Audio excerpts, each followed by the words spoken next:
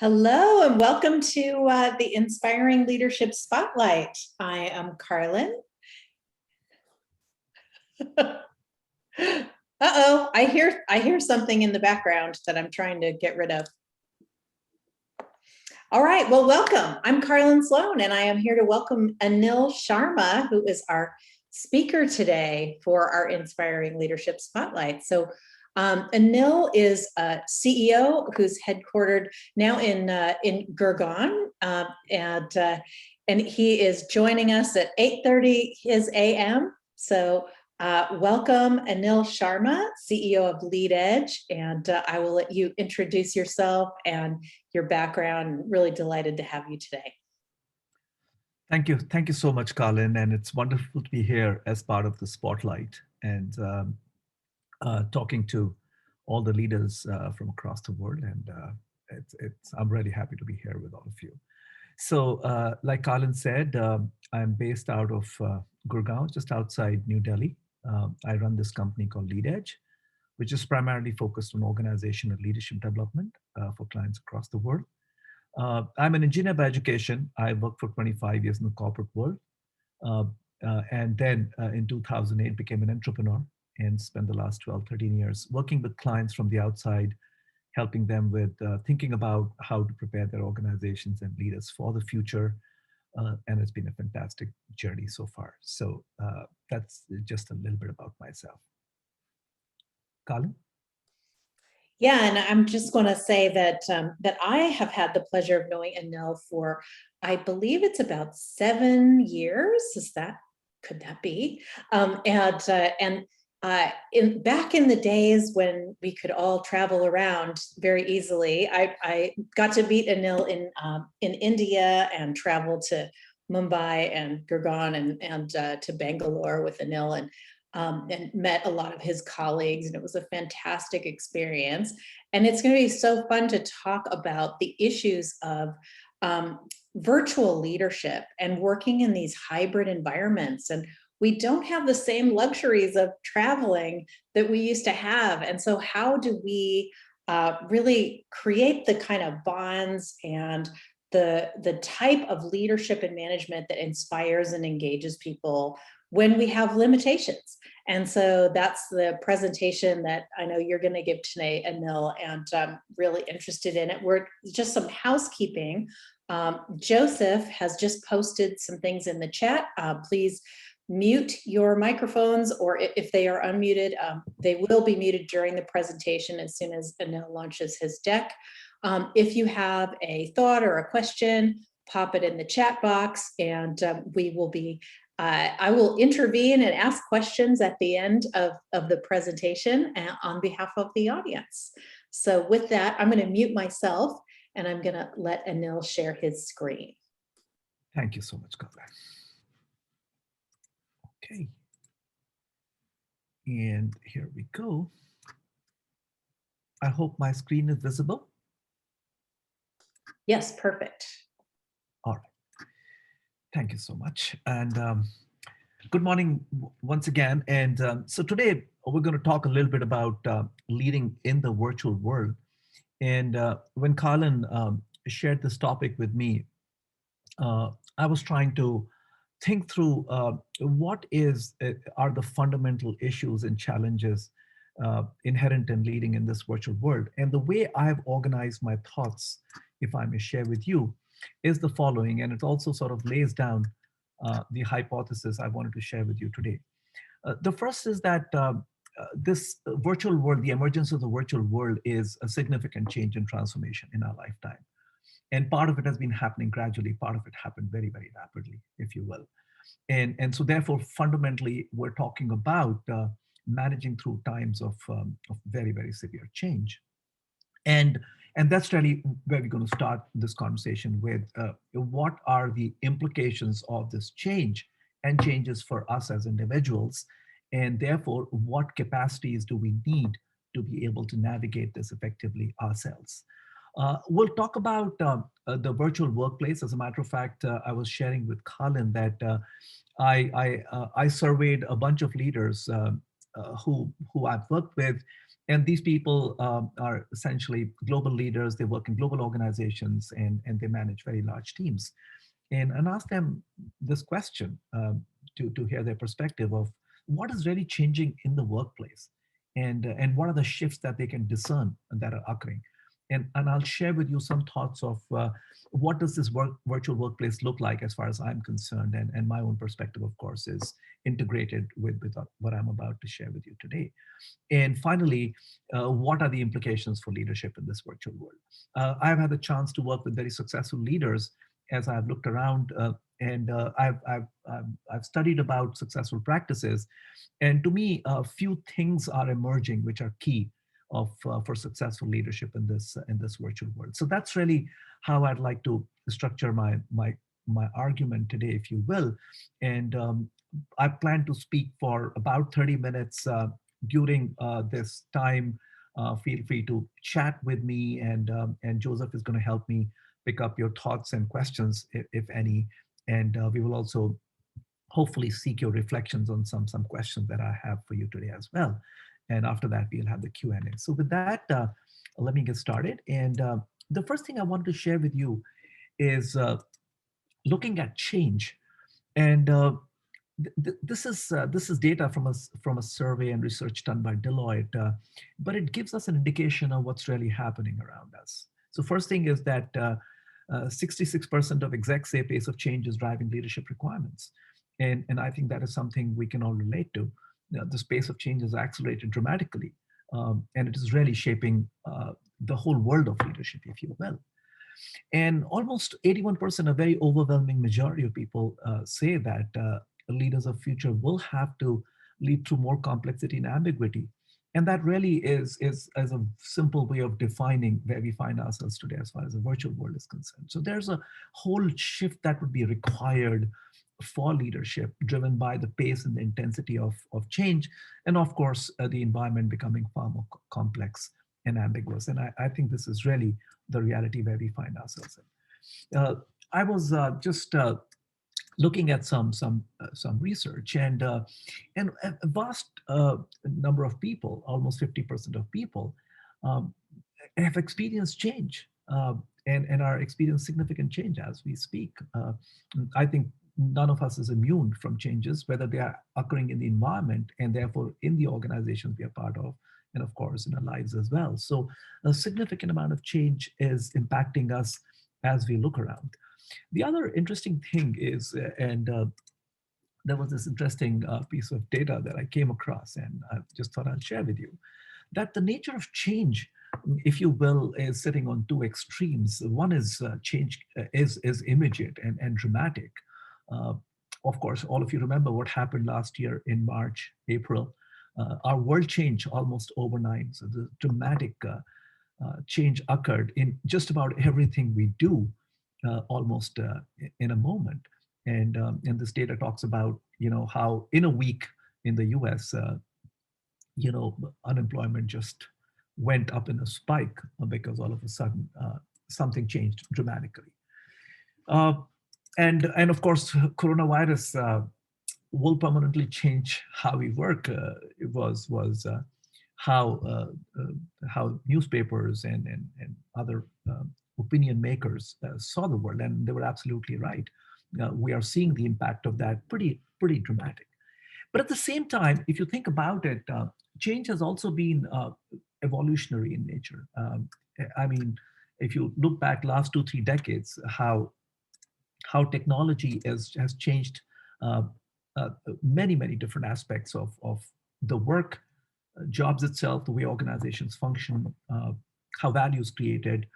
And this change has been slow and evolutionary, with huge implications for what we do, how we do, and what will be what will work look like in the future. So both the dramatic nature of the change and the slow evolutionary nature of change is something that we can all relate to.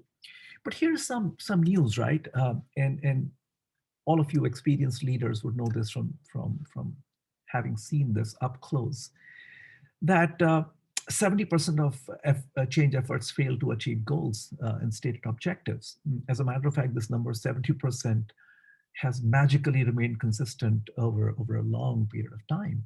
And all kinds of data that has been collected over the period of time, irrespective of industry, nation, or any sphere of life, changes tend to fail more than they succeed. And that's really an amazing number. It just goes to show what is the kind of potential possibility for enhancing performance that we are not able to capture and leverage.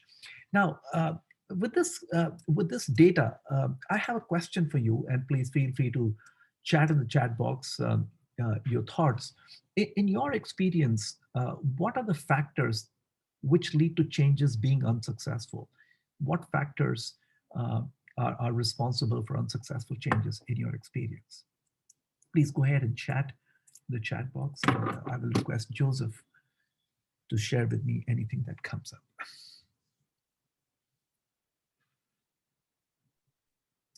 We've got one other thing, bad communication.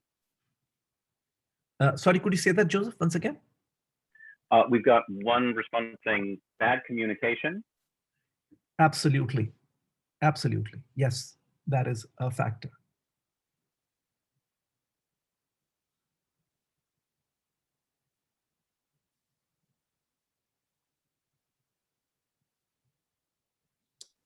Yeah, I'll pop in here. This is Carlin. So here are a couple more that I see here.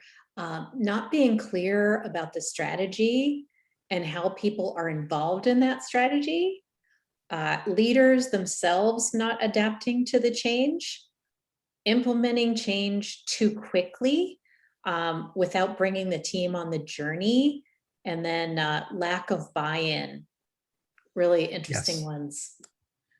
Absolutely, very interesting, and things that I can relate to from my own experience of having participated in many difficult and ultimately unsuccessful changes. So yes, those are spot on, and things that are relevant.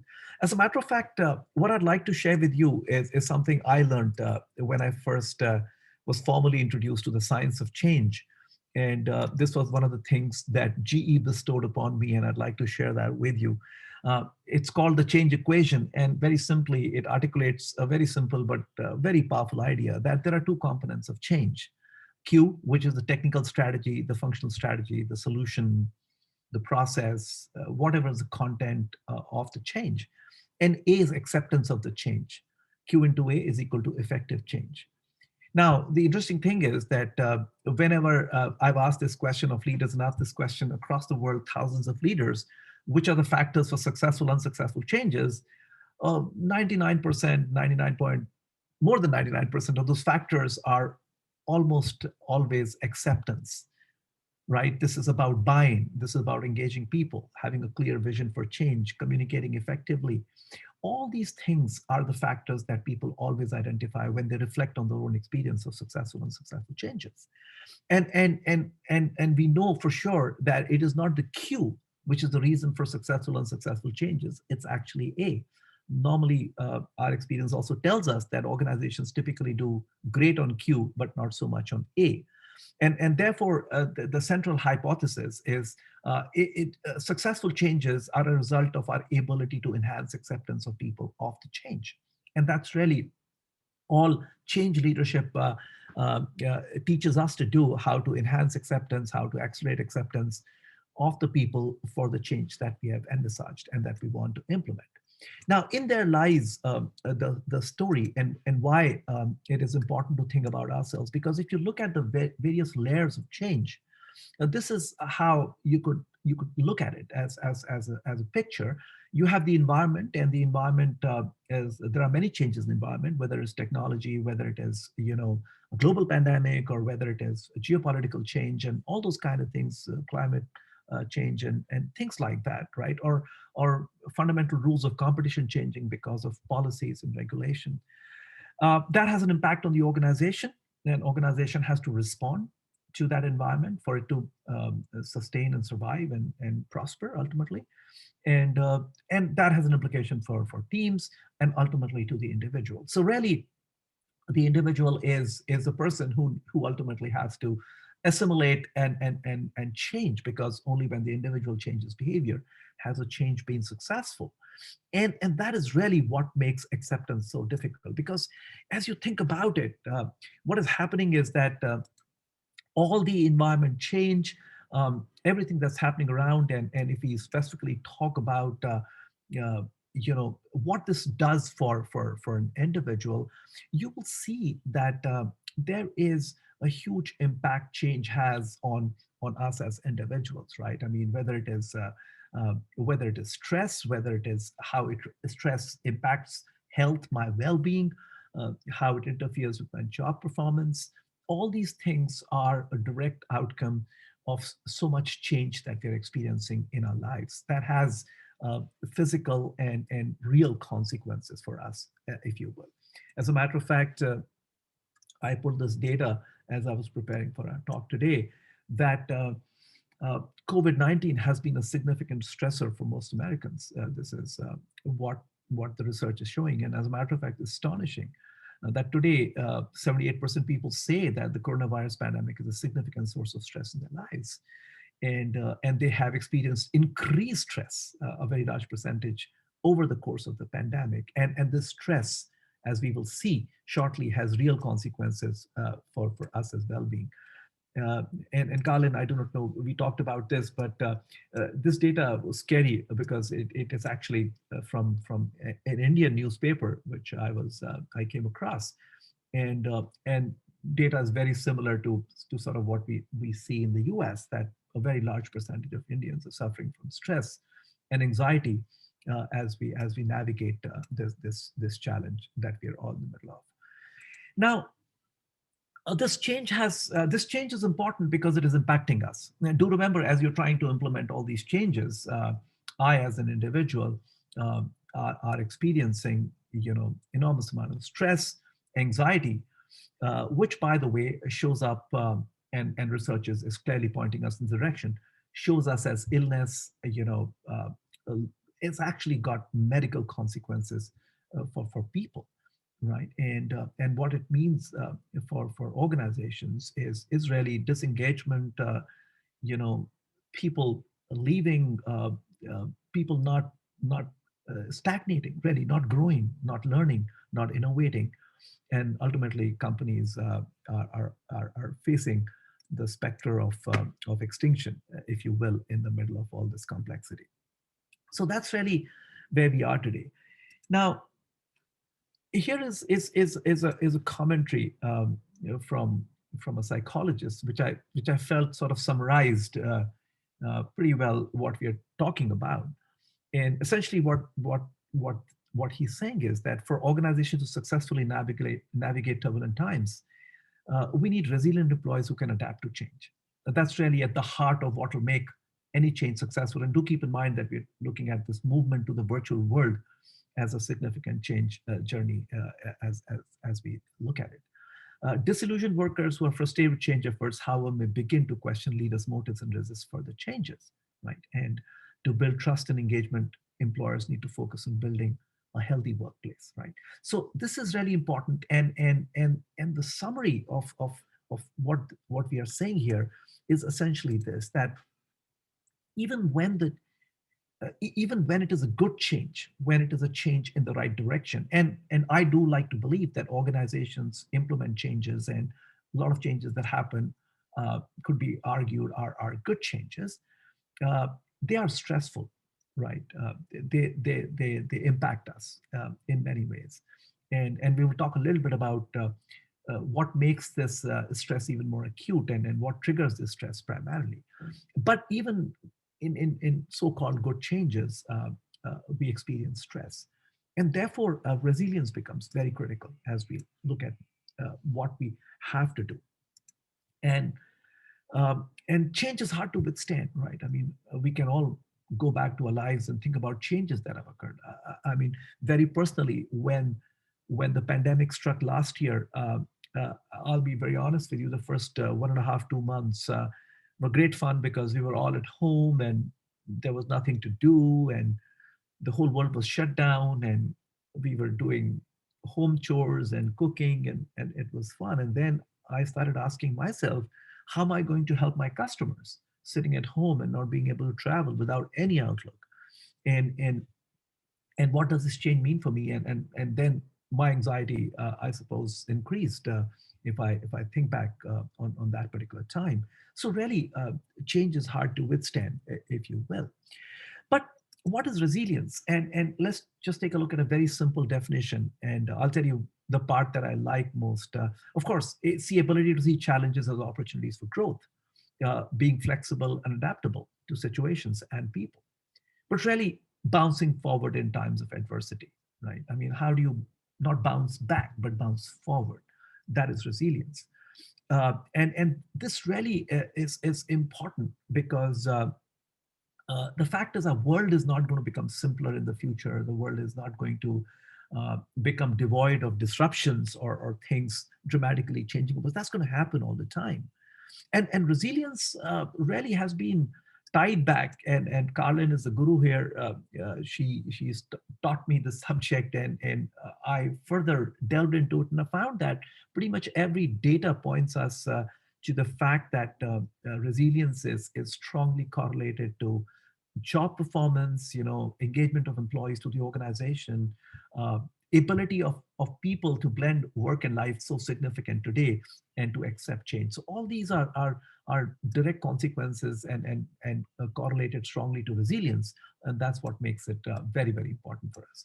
Now, the $64,000 question is, what could possibly get in the way? Why can't we be resilient? And the truth is, what prevents us from being able to see opportunities in the middle of change, and to grow in the middle of change, and to be flexible in our responses? And the answer is very simple, but quite it has wide and very deep implication. Uh, just to give you a very simple example, and is when I got up in the morning today, Joseph was asking me, how was your morning? What I did tell Joseph was, when I got up in the morning, the first thing that went through my mind was, I hope my internet connection is stable, and I hope it doesn't fail.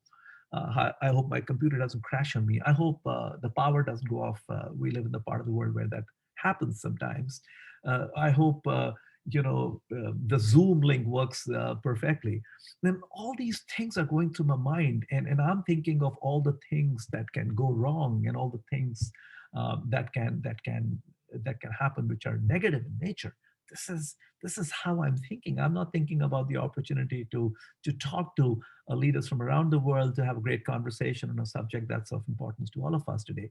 But that's how we are wired to think about things, and this psychologists call it the negativity bias. But really, it is the tendency of ourselves to get engaged with negative information, with threats, with things that can go wrong, and all of you know this.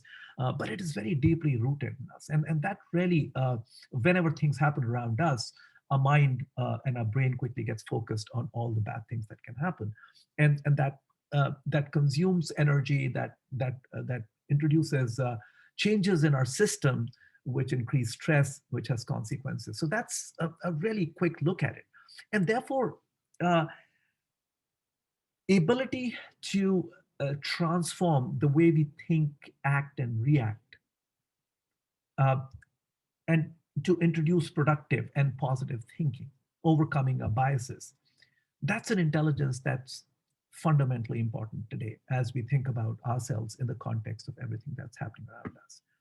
And therefore, in very simple terms, uh, resilience will help us think, act, and react uh, differently, and hopefully lead to more productive and a more positive view of opportunities that we can leverage to both contribute and grow as individuals. So that's really what I wanted to talk about in terms of change and resilience. Moving forward from here, this question was the next question that I explored, and really, what does virtual work mean? What is the changing nature of work? And like I said, I spoke to a lot of people. I thought about work myself from my home office tucked away in Gurgaon, and to think about work based on my lens. And I'd like to share with you some of the things that I discovered. But before I do that, I wanted to ask you, in your experience, what are the key shifts that have occurred as we have moved to this virtual workplace, this virtual work, what are the key shifts that you have seen and experienced over the last months and years?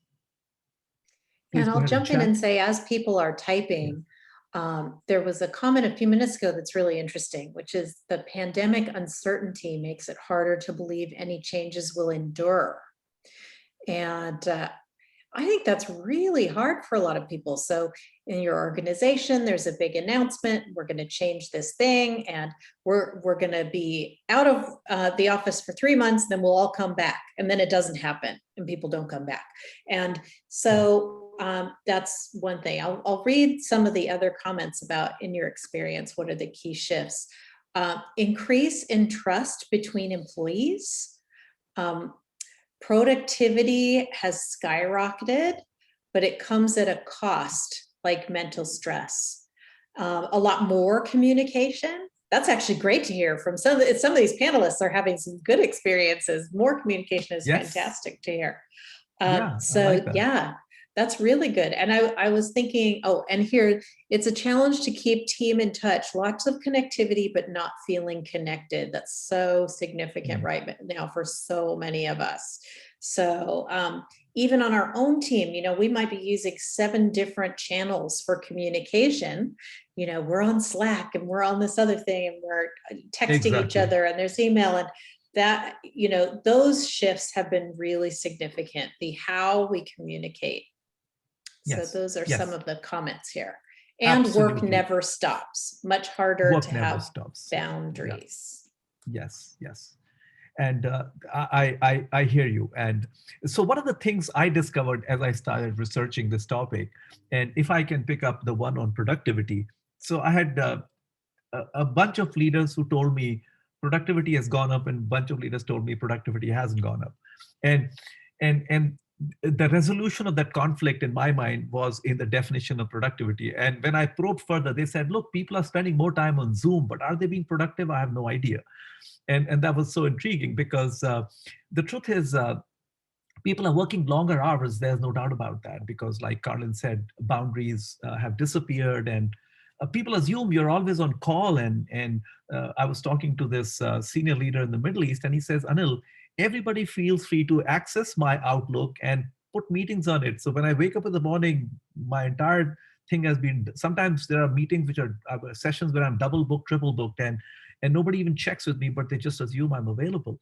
And yes, that has happened without a shadow of doubt. So very interesting commentary there, and something that I heard. Now, what I did yesterday and today, I must tell you, is I've captured a few things, and I must share this disclaimer. This is my view of the world, how I'm seeing things, and I would request you to think about it as well and see what you are experiencing from your vantage viewpoint. And some of the shifts, and I'm calling them in the making because some of them are pretty much defined, are more defined than the others, but I'm sensing these things. So I'll just share my hypothesis with you. So first is the death of office timing. I think this is the simplest one. I mean, that there is no more office timing, right? I mean, I started working in the 1980s. We used to have these so-called 9 to 5 jobs and 9 to 6 jobs, and all that has no meaning anymore. You are working all the time, and there's no office timing, essentially. The other thing that I see is that, and I think this has been a more long-term trend, but shift of focus from organization structure and roles to teams and deliverables. I think this was triggered essentially by the agile movement, but it's really accelerated now. And I think I'm seeing a trend where roles will not be important. As a matter of fact, uh, titles will become less important. Where you sit in the organization will become less important. But which team you're part of, what you're working on, what you're producing as an output, I think that's really how organizations are going to value people moving forward. Uh, this one, Colin, something you mentioned in the morning in one of the comments you made. I believe rules and collaboration and transparency will become even more significant than organizational values and culture moving forward. Now, this is a bold prediction, but I do believe that if in this virtual world and interconnected world where you're working literally across time zones, across cultures and national cultures, I mean, and that kind of thing. I think the way to do work together in this virtual world will require more attention to how we collaborate and the rules through which we work together, rather than notions of organizations, values, and cultures, which defined companies and workplaces for a long, long time. I think this is really something that I sense is happening and will happen more and more. Technology is accelerating delayering of the organization and rendering as redundant the traditional functions of management. I mean, and very simply put, first of all, middle management, a whole lot of people doing jobs in the organization were about information gathering, information processing, reviewing progress and managing projects and just essentially brokering information and things like that. And a lot of those roles will disappear. As a matter of fact, a lot of functions of management in terms of acting as a bridge between people who do the work and direction setting execs at the top, I think those layers are going to become redundant. And technology is accelerating that rapidly. Today, because of the virtual workplace, I'm told the technologies which can monitor you, which knows exactly what you're doing when you're doing, and even tracking keystrokes and all those kind of things. I think really that's happening. And organizations are going to shrink to the core. What I mean by that is that uh, an organization has a legal function, has a finance function, has an HR function, has this and that, and in the future, there's no reason for them to be inside organizations. They can be outside the organization, and they should be outside the organizations. They were inside in the first place because there was a cost of transactions with these folks if they were outside the organization. But I believe that equation is changing dramatically moving forward. Uh, I believe the new rules of employee engagement, to my mind, I'm sensing this when I talk to people, is more transactional, and there is more monitoring. There seems to be, it's not so much being driven by trust, but more in terms of managing a certain task at this point in time, and just making sure that it is getting done. I think all of you said this, that you are connected to people on 5 different channels and communication mechanisms at the same time, and I think this is opening up broader avenues of communicating with each other, decentralized and faster decision making as well. And last but not the least, and this may be more true in my part of the world, when I look back at my own professional life, I think work was a great source of identity. When you went to a social gathering, people talked about which company you worked for, what was your job title, and that really determined many things, including your status in society and things like that. And work itself was a source of identity for a whole lot of people. I think this emerging new generation and where we are today in the virtual workplace, I think lesser and lesser. Uh, I heard a very interesting comment that somebody told me that, Anil, people saw workplace as a social networking opportunity. Going to office was great fun because you met folks similar to you and you hung out there. That doesn't exist anymore, and I think that's really going to impact how people see organizations and work itself. And therefore, in summary, I would say, as Professor Linda Grattan of London Business School says, that effective virtual work then becomes, how do I balance the possibilities of technology with social needs and rhythm of social life that we all need, and expectations of the organizational work system?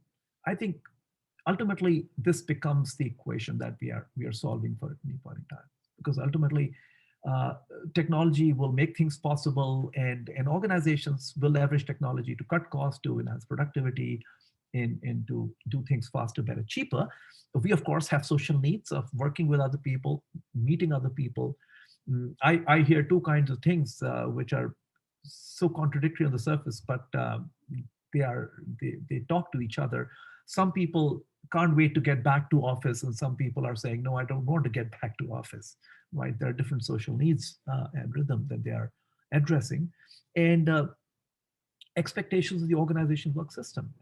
An organization, and I'm talking about global companies and other companies which which produce valuable goods and services for society, I think they have a requirement of the way work has to be done. And some of them are very critical. So there would have to be factored in as well as we think about work. So this is really a brief idea of what I believe work will look like moving into the future, and what are some of the shifts that are occurring. Now, I will quickly, and I know I'm treading dangerously on the time available to me, and I'm just going to talk about 2 slides, and these are important slides. And I'm now heading into the last part of the conversation, which is really about implications for leading in this virtual world. And if you look at the challenges, this was something. So we talked about how work is changing. What are the aspects of the virtual workplace? What are the challenges of leading in this virtual workplace? It's really strengthening bond between employees and organization, right? I mean, it's astonishing to realize that there are a lot of people who joined the work last year. They have not met a single person. They have not been to an office. They have no connection to the organization, right? I mean, it's just astonishing. The whole generation of young leaders, young people, employees who have joined and have no idea of what it means to work in this company, right? How to manage and measure the performance of employees who are doing the job anytime, anywhere, and out of sight, right? I mean, this is really, how do you do that? And this is a tough balance, because you want to build a trusting relationship, open, trusting work environment, but at the same time, it's your accountability and responsibility to ensure work gets done. And how do you manage the performance? And to add to that, the complexity of a very uncertain environment where I'm not even sure if my goals are likely to change anytime soon, and they're likely to change anytime soon. Um, Enhancing collaboration and innovation in the absence of rich interactions. I think this is a real challenge, because the fact of the matter is that collaboration and innovation requires you to work closely together, a lot of face-to-face interaction. That's what conventional wisdom would have us believe. Now, in the absence of any of that, you still have the same demands. As a matter of fact, even higher demands of innovation and collaboration. And how do you make that happen? The home workplace is cluttered, not free from distraction. I think this is something which will require enormous amount of empathy on our part to understand what our people are experiencing as they are navigating this virtual workplace from their home offices. In a country like India, that's a real challenge, because people live in small houses, big families stay together. The children are working from home, spouse is working from home, and you can imagine that as very interesting challenges. As a matter of fact, I just picked up this very interesting conversation, which I was, when I was researching, I came across this exchange, which just left me in splits. And there was, somebody wrote on I think it was on LinkedIn or somewhere, he's advising his team, meanwhile, we all need to pay attention to finite home office resources. For example, my home is suddenly the place of business for 2 professionals and 1 college student. How to apportion a physical space and bandwidth is important. We'll be working up a schedule of my daughter's online class schedule, blah, blah, blah.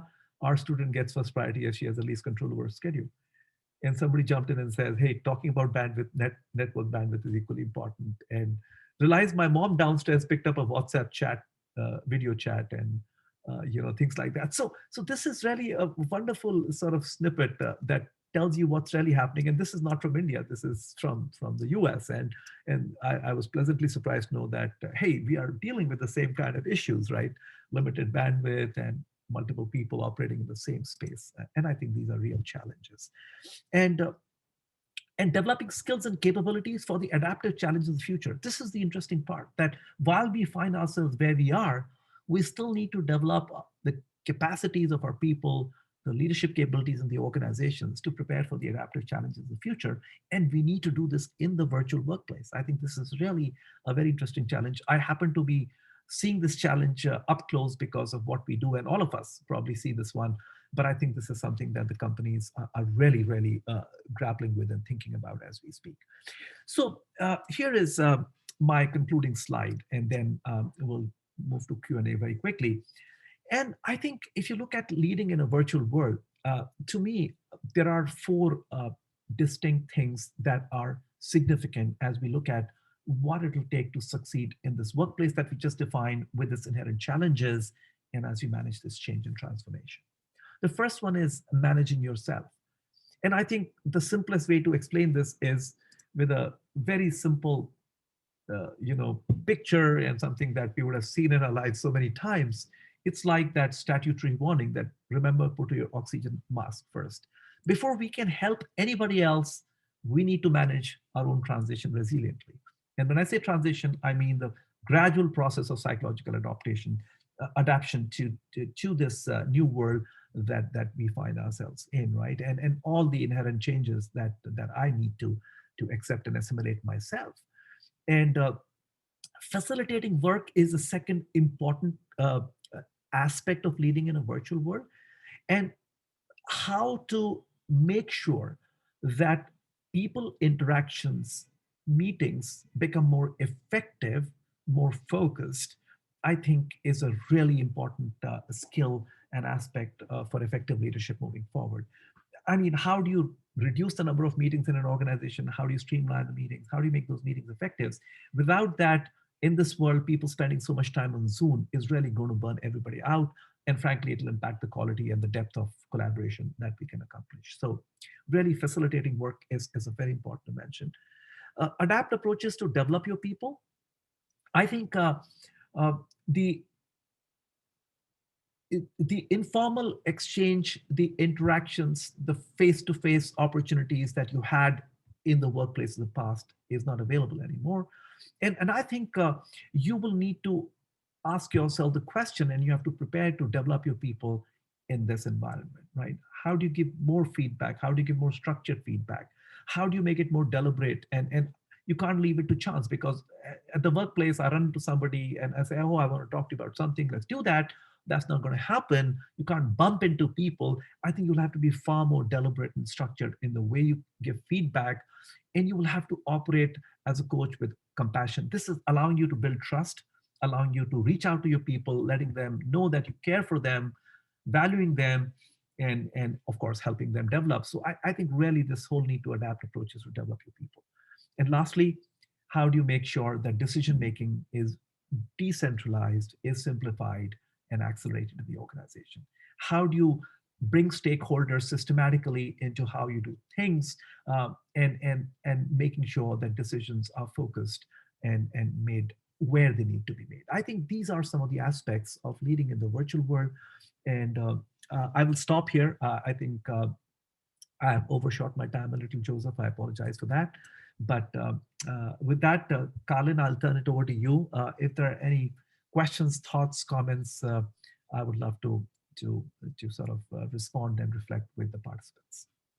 Well, firstly, thank you so much for this. And it's really, really useful information. And I think we can all take it and actually implement it, which is fantastic. And I love how concrete this is about what we actually do in this virtual universe. And it's one of the interesting things about what you presented is that we all know it's happening, but sometimes we don't take a step back to reflect on how much change people are really coping with and adapting to in organizations right now. So it's great to have that reminder. I'm going to go back to reading some of the questions and comments that are in here. One is just somebody really likes the airline analogy. But another question is, briefly, what's the foundation of a resilient team?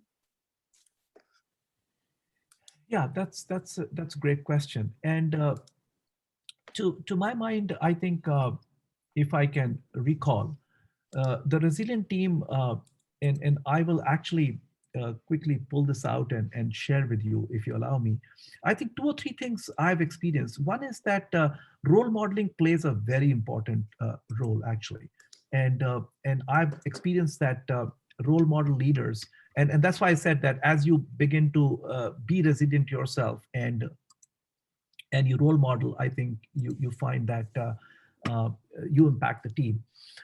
Communicating a higher purpose, I think this is an important aspect of building resilience in your team.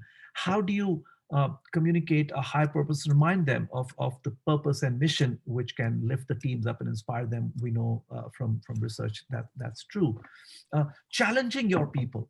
I think a lot of times teams can become complacent and can start stagnating. I think challenging them with stretch goals, with ambitious goals, I think is really a great way of building resilience in your team. I think one of my favorite stories, and Colin introduced me to that story, was this Shackleton story of how he sort of challenges people in the depth of amazing adversity of with goals and objectives that he set for himself and for the rest of the team, and led them out of that situation. Knowing your people, and I think this is the one that I want to highlight, because as you look at this virtual workplace, even more difficult. How do I know a person I've not met face to face physically? He's joined my team. I mean, I was working with this team, Colin, at a global technology company, headquartered out of Chicago. And this guy has assembled a team. Everybody joined in the middle of the pandemic last year. Everybody. He's not met them face to face. They're all in different parts of the country, and they're all running this enterprise. And what he did so amazingly well was he knew everybody. He took great pains to learn about everybody, and he did this exercise where he shared about himself with everybody and created a really great bonds of trust and relationships. And rewarding your people, I think, and perhaps even more important than rewarding, uh, recognizing your people, because really helping them understand what is so valuable about the team, the work the team is doing, and what we are doing as individuals in contributing to the team. I think these are factors that help build resilience in the team. Beautiful. There's another question here. We discussed the drivers of change, or people who are the drivers of change, the leaders, but who should we look out for who are resistant to change? Yeah, I mean, we all know from experience that. So this is a great question, and let me step back and put on my change coach hat. And one of the things I learned is, so first of all, how do you spot for resistance? Resistance is essentially is something that is almost a natural byproduct of change. And one very interesting thing I learned, and let me share my screen once again. When I talked about transition, I had the chance to work with or learn from Dr. William Bridges. And Dr. William Bridges came up with this simple but amazingly insightful idea of what he called transitions. And the point he made was that change is something that is external to us. Transition is what we go through from the inside in response to the change. And the fact is, which is something so astonishing for me when I first learned it, because I could relate so many of my challenges to that, is that all changes begin with an ending. So the transitions begin with an end. You have to let go of something. You have to say goodbye to something. You have to leave the old way of working, leave the old way of thinking, or a relationship or something behind, and move through it. Right. So the fact is that, and the reason why I said we as leaders need to be even more compassionate today than ever before is because people are dealing with psychological losses. I'm not saying physical losses, which is one of the byproducts of COVID, but a whole lot of psychological losses. So when you connect with them, when you listen to them, you will understand the pathos they are dealing with, and you will understand that, you know, this resistance is nothing but their struggle with their own losses, psychological and physical losses. And I think we will not know that unless we talk to them, we listen to them, and we engage with them very deeply, which is really one of the central ideas in this virtual leadership. That how do you bring that empathy to the table? How do you lead with compassion? So that will give you clues into what are people grappling with.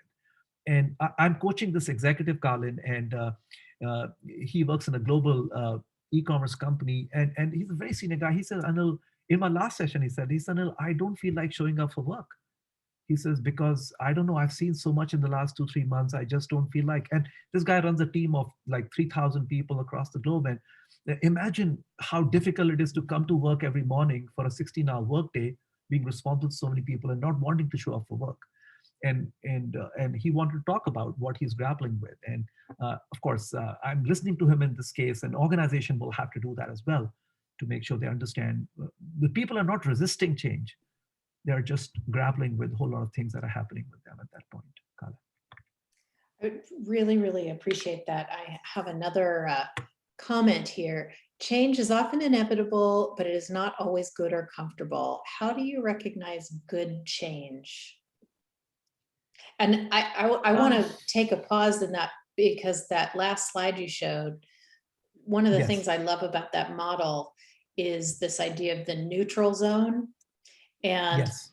you know, sometimes we're in between an ending and a new beginning. And I think the truth of this moment in time with COVID is that we're kind of, a lot of people are in a neutral zone where we Yes. haven't figured out what's happening on the other end of this just yet. Yes. We've had some endings. We're in an in-between time, and it's a time of confusion, but it's also a time of creation where we can create new ways of doing things that are really good and positive. So I just wanted to call that to attention, because that question about how do you recognize good change? Well, sometimes you can't recognize it because you're in the middle of it and it feels really uncomfortable until you get to the new beginning. I don't know what you have to say about that, Anil, but I was thinking about that when I saw that transition. You summarized it. Yeah, you summarized it so beautifully. I think sometimes we can't recognize, and that's the other. The only thing I'd like to add to what you said, Colin, and again, you can speak about this as well because you are the guru on this subject. But one of the things that I learned when I got exposed to the subject of resilience was that how are you framing the situations, right? The fact is that every change brings something to you. It's really, I'll tell you a very personal story, and which I had a luxury of seeing in the hindsight. My daughter, way back in 2007, went to college. She went to study law. And one fine moment, she was at home and she went to college. It was a big change in our lives, and a change we worked towards assiduously as middle-class Indians. And now the fact is that in this change, there was, I could not be a father, a nurturant father to my daughter. Of course, that was a psychological loss I was dealing with. But how do you find growth opportunities, right? I think the ability to craft new relationships, right? And the ability to support the growth of your child in very different ways and contribute differently. I think the negativity bias plays a role because, when you first hear about change, what goes through your mind? I lose this will happen, my job will change, I will not be able to do this. All these things happen and the change looks bad, and then I don't see what good can come out of it. But that's what resilience is teaching us. And I think Colin describes it eloquently as explanations, how are you explaining things? And once you explain it differently, then all of a sudden it's an opportunity for learning something new, doing something different, and learning and growing. And that, I think, is the real hope for us, that hopefully, look, I mean, a lot of changes we can't choose. A lot of things we will not be able to choose. It will happen to us. And the question is that how are we going to respond to it? As a matter of fact, I had this blurb, which I would like to just share with you, and one of those motivational things. But I think this is true, actually speaking, if you ask me. Not easy to practice, I'm not saying that, but how you respond to it, it would become a central question as we think about our times today. Well, it was perfect timing for you to wrap on that note. And, Yes. and so thank you so much, Anil Sharma, for your wisdom and your time and your desire to share this really pragmatic information with our audience. And it is so appreciated. I'm very, very grateful to have you in our cohort of professionals who are part of the Inspiring Leadership family of practitioners. So to learn more about Anil, you can find out more about Anil at www.leadedge.in. And you can find out more about the Inspiring Leadership community at inspiringleadership.community. And great to have all of you. Thank you so much for your participation. It's much appreciated.